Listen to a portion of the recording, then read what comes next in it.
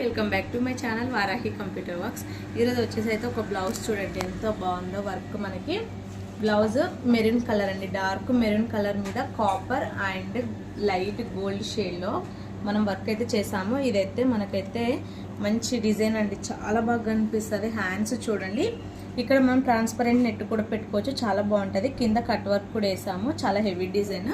Cut work కూడా చూడండి, stitching చూడండి ఎంత బాగుందో. మనం ఎలా అయితే వర్క్ చేస్తామో అలానే స్టిచ్చింగ్ కూడా వస్తుందండి మన దగ్గర.